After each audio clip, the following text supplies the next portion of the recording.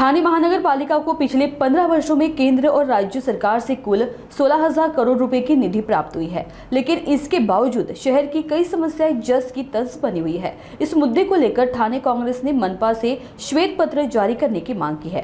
कांग्रेस इसके खिलाफ लॉन्ग मार्च निकालने की तैयारी में है। ठाणे कांग्रेस के अध्यक्ष विक्रांत चव्हाण ने पत्रकार परिषद लेकर इसकी जानकारी दी। बघा, ह्या सगळ्या गोष्टी अनाकलनीय आहेत, दुर्दैवी आहेत आणि ह्या सगळ्या नॅचरल कॉज आहे। हे नॅचरल कॉज आहे, ह्याला आता कोणाचा काय उपाय नाही। तर झाड कोणी लावलं होतं, कसं लावलं होतं, नेमकं झाड कुठे होतं, काय होतं, किंवा गाडी रिक्षा नेमकी तो एक ऍक्सिडेंटचा भाग आहे आणि त्याच्यात काय आपण कोणाला दोष देऊ शकत नाही। पण दुर्दैवी आहे, त्याला मदत मिळाली पाहिजे। आणि टीएमसीचं ऑडिट, महानगरपालिकेचं ऑडिट झालेलं नाहीये। तर महानगरपालिकेचंही ऑडिट, या कामांचंच नव्हे तर महानगरपालिकेचं ऑडिट होणं गरजेचं आहे, ही आमची प्रमुख मागणी आहे।